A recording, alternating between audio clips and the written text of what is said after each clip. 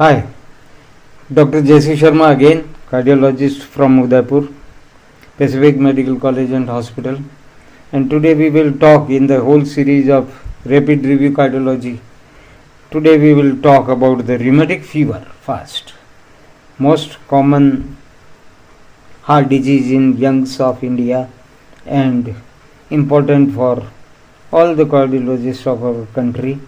And you can notice this, that the prevalence developing countries we should talk about is 200 per 100,000 people, and the very less I should say, a low risk areas are 1 per 100,000. This is Western Europe and US. So what is the rheumatic fever? It's a systemic autoimmune disorder related to prior streptococcal infection. Everything depends upon the incidence of tonsillopharyngitis in the community. So what are the reasons for this, and what are the common things which are seen in the more prevalence of group A streptococcus is living conditions, and shifting of the strain also plays a role in these countries. So the streptococcal pharyngitis is more common between the ages of 5 and 18 years.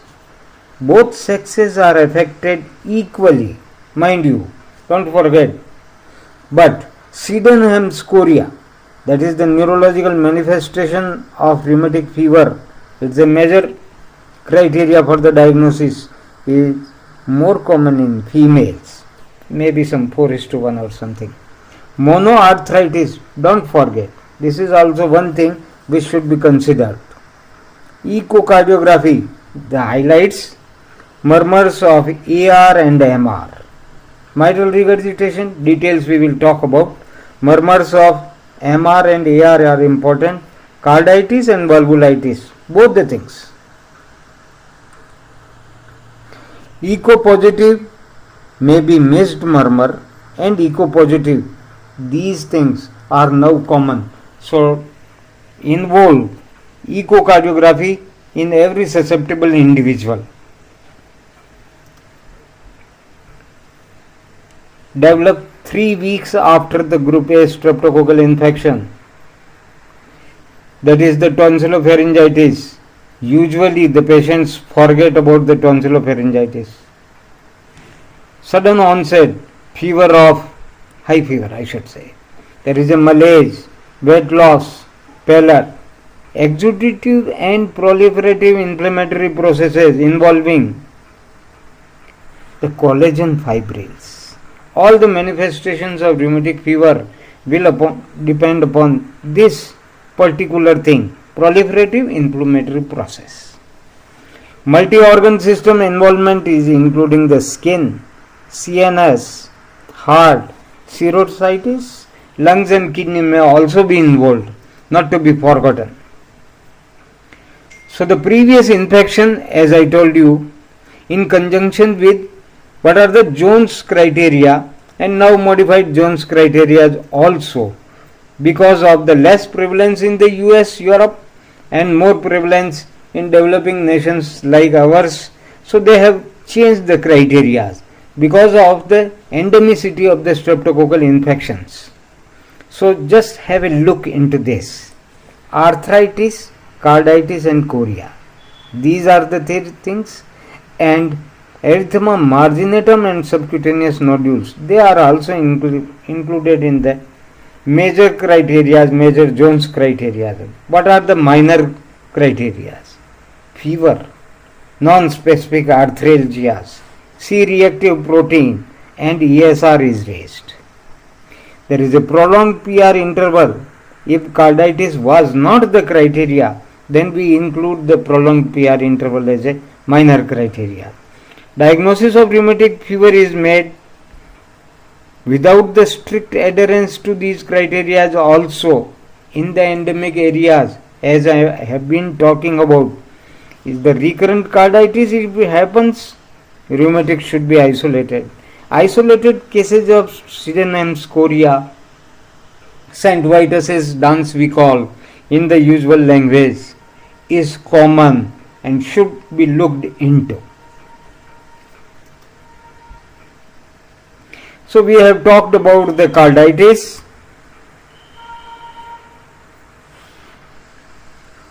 Clinical and subclinical. Subclinical means the echo has to be seen with the evidence of valvulitis. Polyarthritis only as far as the low risk areas are concerned. Chorea in the low risk areas like US, Europe, erythemas and subcutaneous nodules. But look into the high risk areas, carditis.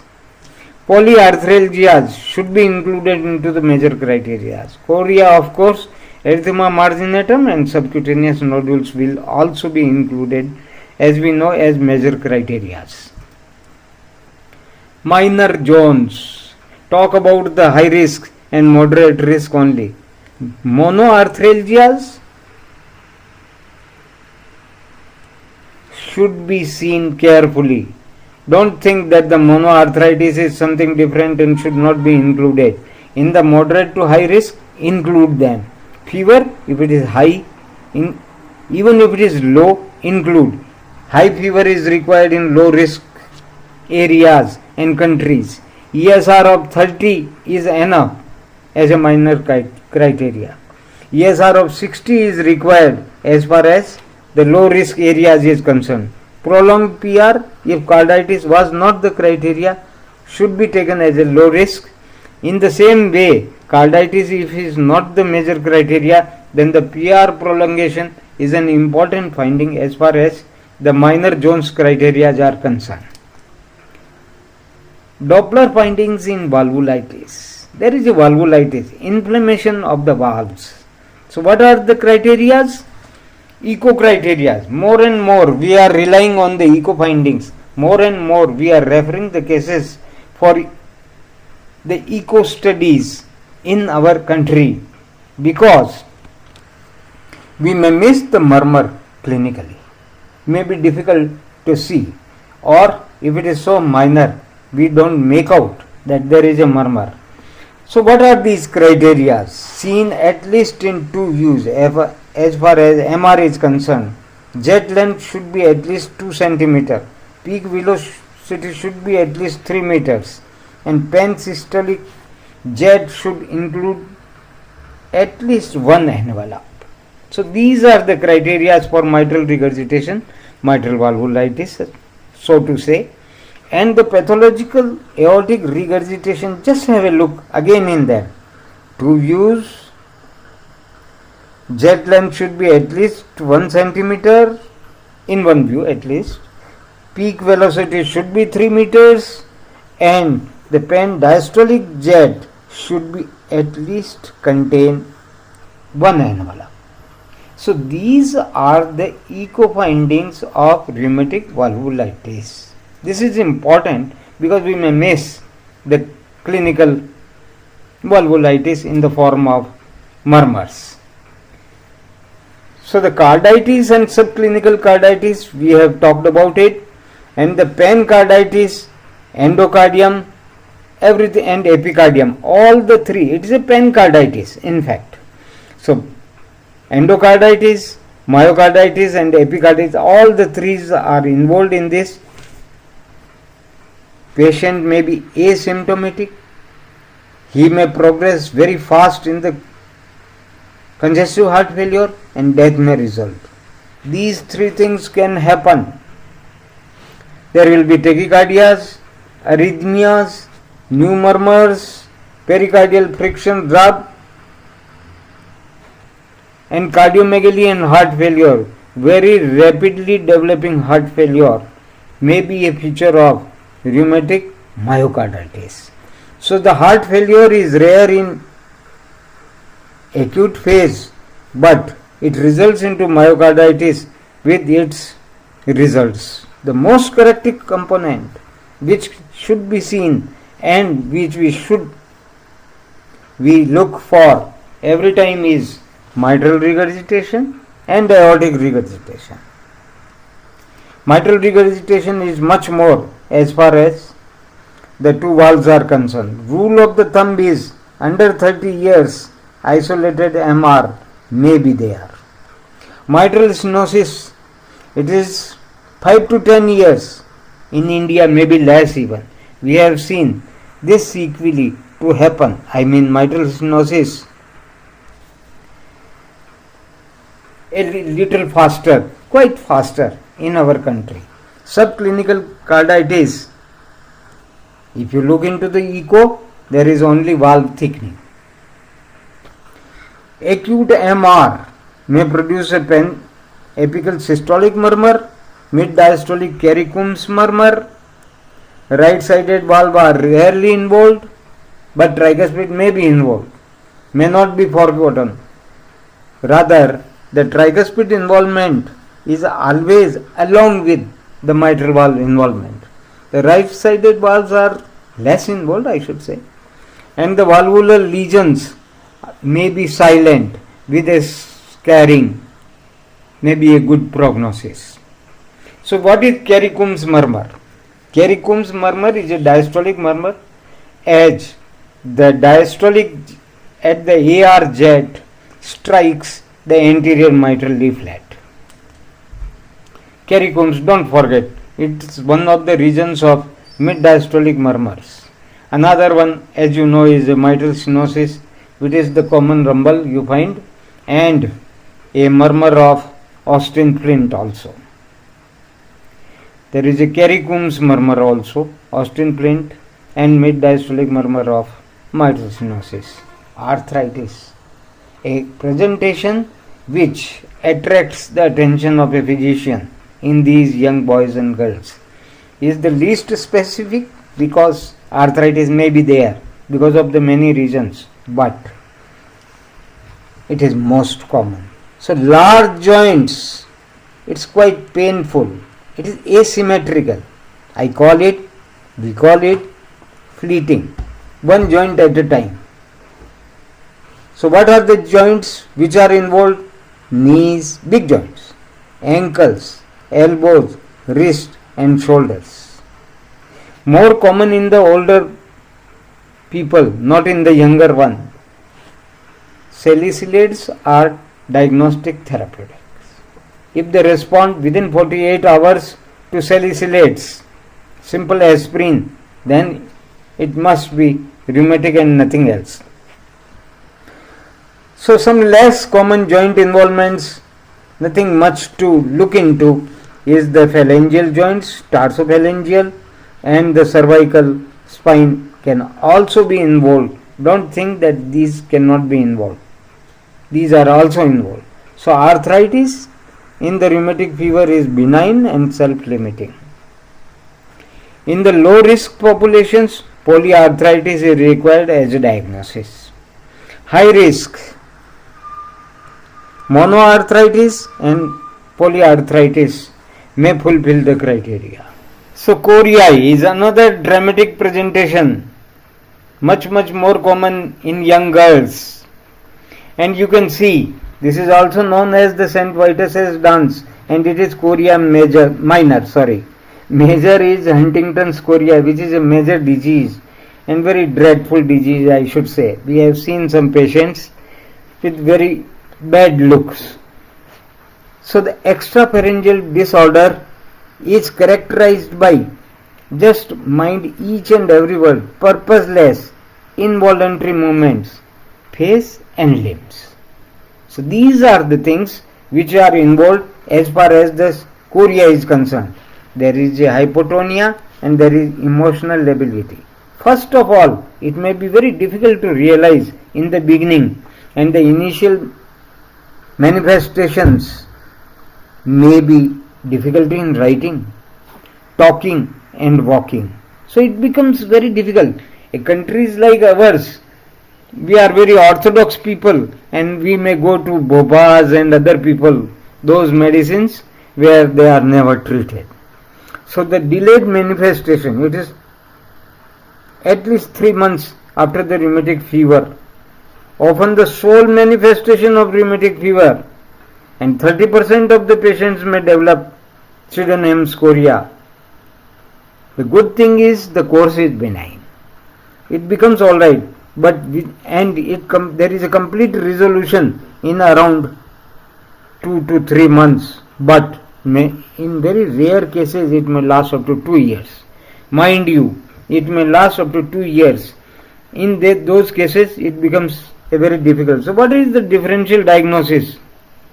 All the neurological stuff like athetosis, tics, conversion reactions. People may think that it is all psychological, and behavioral abnormalities may be thought first that this girl is developing these things. But to have a high degree of suspicion as far as the chorea is concerned is very important. Extensive surfaces of the skin and joints, subcutaneous nodules. We don't look much for this, but they are also very specific, so specific that they are included into the major criteria for rheumatic fever. So must be looked. These are firm, painless and freely mobile nodules. Important points. The skin over this is freely mobile. They are painless, but they are firm. Extensor surfaces of the joints. I have shown in these diagrams that these are the places where these should be looked for. Bony prominences of the dorsum of the foot or occipital region may also be seen. 20% of the patients, they last not very long, but a few days only. Skin over the nodules, as I have told you, no inflammation or no discoloration because of under the nodules, over the nodules I mean. Erythema marginatum, fair skinned people show it more commonly and dramatically, I should say. These should also be looked for in the trunk and front of the chest. These are macular rashes. They may be brought about by the application of the heat also. They are irregular. I call them geographical. That is a good description. A geographical type of stuff which is diagnostic of erythema marginatum with the center which is free. Peripheries are red, pink and these things. So highly specific again, only in the fair skin we have talked. Do not affect face. It is an important point. Doesn't affect the face. The rash may be induced by application of the heat and the presence suggestive of coexisting carditis. What we have seen clinically is that if there is a erythema marginatum, the carditis you will definitely find. Minor manifestations, minor are really minor and they are very non-specific but should have a very high degree of suspicions regarding these because they may go unnoticed or may be rejected as complaints of weakness and all this. Fever and arthralgias, these are important things. Everybody almost suffers fever during the acute phase. Very non-specific finding. Arthralgias, there are pain but there are no swellings. In the same way, there may be epistaxis also, abdominal pain also, glomerulonephritis and rheumatic pneumonitis may also be there, not very common. Hematuria and encephalitis are there and should be looked for. So what is it like? How is the pathology works as far as the rheumatic fever is concerned, as far as the sequelae are concerned? Recurrent attacks of group A streptococcus gas infection, recurrent, much more. So even with a first attack, if you treat it nicely and give the secondary prophylaxis against the group A streptococcus, it can be prevented. Rather, it can be prevented led us to think that it should be caused by the group A streptococcal infection. The association between tonsillopharyngitis, scarlet fever, skin infections and the increased ASO titer, confirmation of the other antibodies also rise,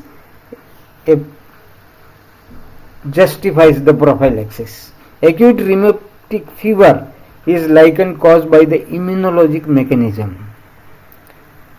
Demonstrate hyperimmune response to group A streptococcal, and level of the immune response correlates with the severity of the rheumatic fever manifestations. More severe is the group A streptococcal infection, more severe are the rheumatic fever manifestations. 3 weeks, as we have talked, but it may take a little more time also.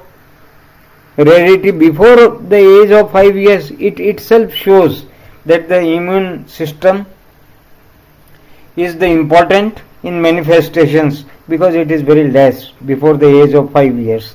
The cross reactivity between the streptococcal cellular antigens and the proteins present in the human connective tissue. This is the crux. That is how this tribal disease may lead to serious manifestations in the form of heart disease, pancreatitis. So antigenic structures in the bacterial wall is M, T and R protein. M is the most important thing. This is the type specific immunity which has been correlated with the rheumatic fever. So this antiphagocytic action regarded as a marker of streptococcal infection and a rheumatogenic potential. Any infection which has got a rheumatogenic potential will cause the rheumatic fever more, and it poses the high levels of antibodies targeted against this protein. The specific M types have also been seen, and it gives a strong, robust response to the streptococcal infection, M serotypes, and is associated with high risk of developing rheumatic fever.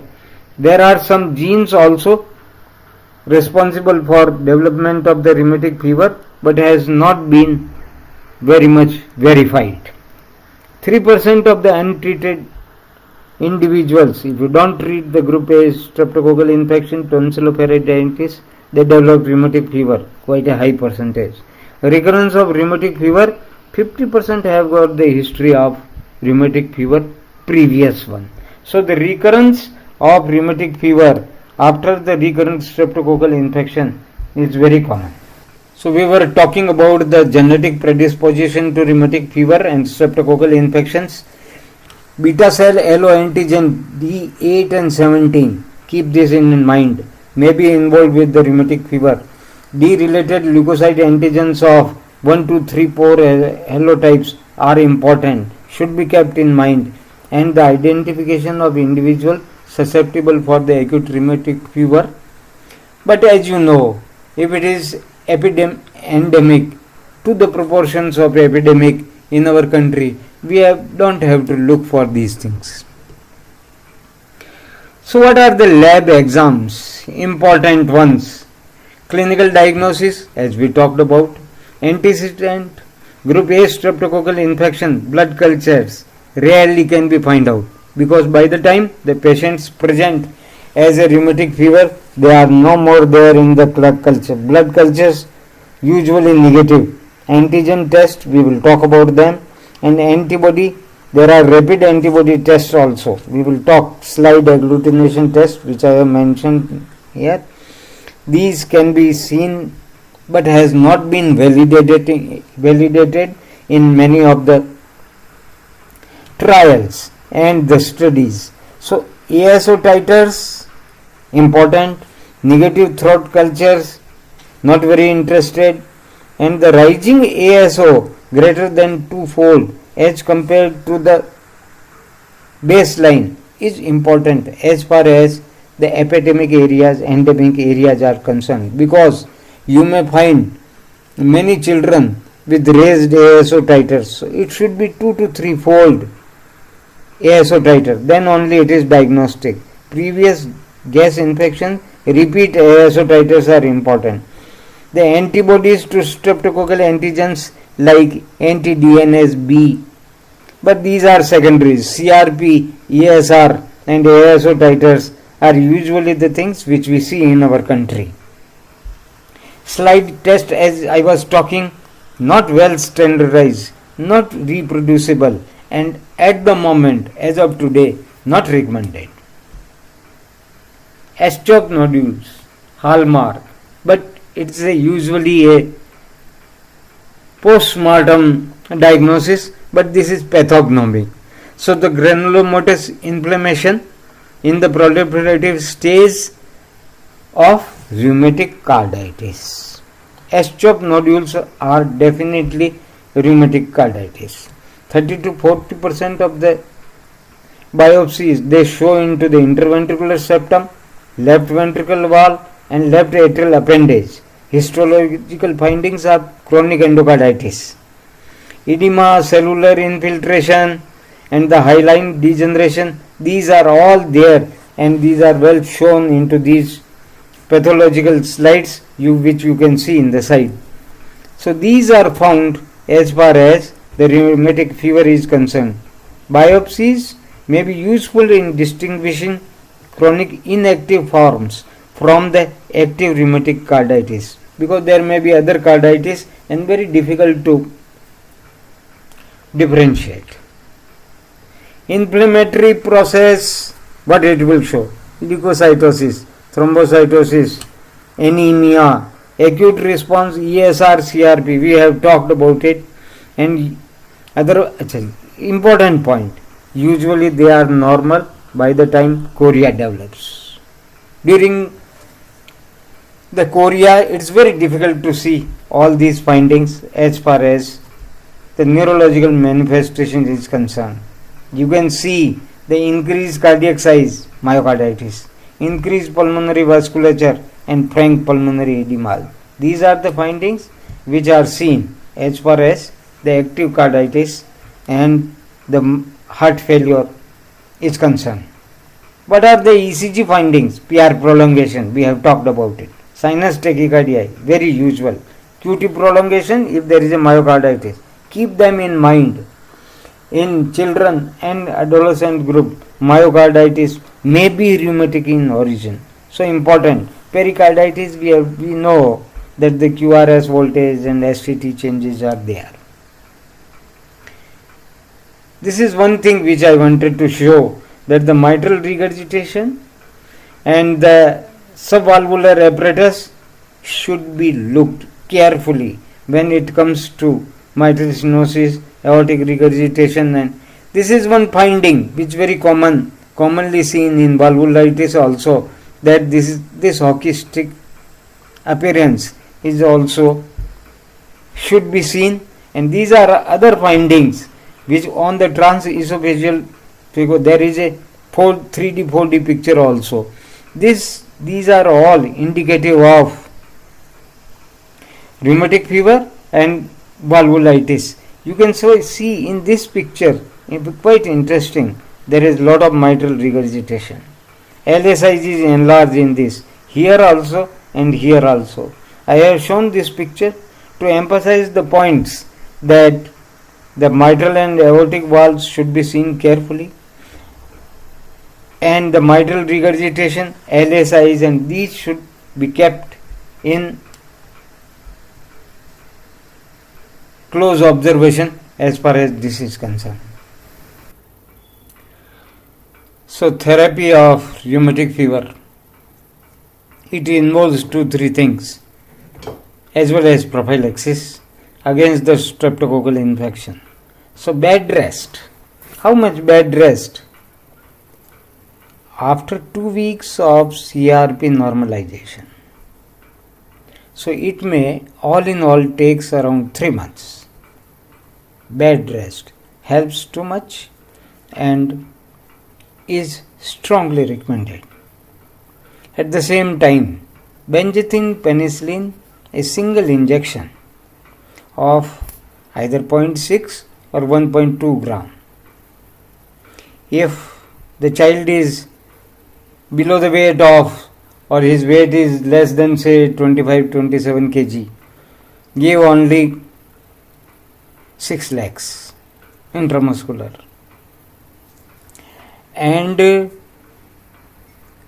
if the weight is okay, more than 27 kg, 30 kg, then give 1.2 single injection. Some people recommend, some doctors recommend that this should be followed by phenoxybenzoyl penicillin oral for around 10-15 days. That totally eradicates the streptococcal infection. If allergic to penicillin, you may use erythromycin, you may use azithromycin also. I mean, these macrolides can work. Amoxicillin dose I have given 1 gram per day maximum. This is the antibiotic part. As far as the arthritis is concerned, aspirin is the sheet anchor of therapy. Salicylates, as I have told you earlier, that if pain relieves with the salicylate, it is a diagnostic therapeutic measure. Should be given around 100 mg per kg, around 6 to 8 gram in divided dosages. But gastric intolerance and other things are very common.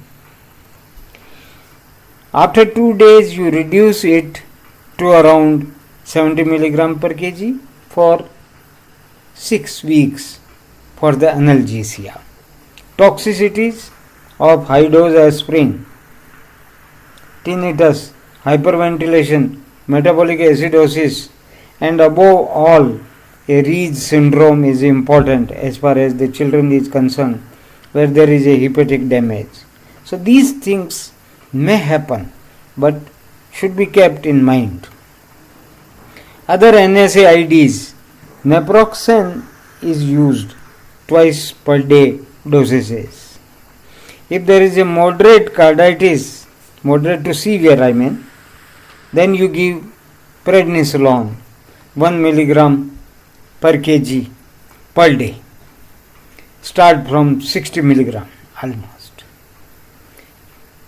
Chorea, although the prednisolone does not alter the sequelae, does not alter the prognosis, and once there is a recurrence, you may avoid steroids and restart with the salicylates. Chorea. This is an important thing. They say it is self-limiting, but sometimes you may have to. As far as chorea is concerned, it is self-limiting but difficult to treat, as we were discussing earlier. So carbamazepine, sodium valproate are preferred over haloperidol, which we used to give earlier. In resistant cases, IV, IM can be tried, and there is a rapid resolution. So 60% of the patients with carditis will develop a chronic rheumatic heart disease, chronic RSD. Acute attack lasts for around 3 months, as we talked. Can be further precipitated by streptococcal infections, pregnancy, oral contraceptive pills, and if there are a cardiac sequelae, then it can recur. The involvement of the valves, mitral most common, aortic second most, and tricuspid. Incompetent lesions develop, the regurgitant lesions develop very quickly during the attack maybe, but stenotic lesions, it may take some time, as we discussed earlier.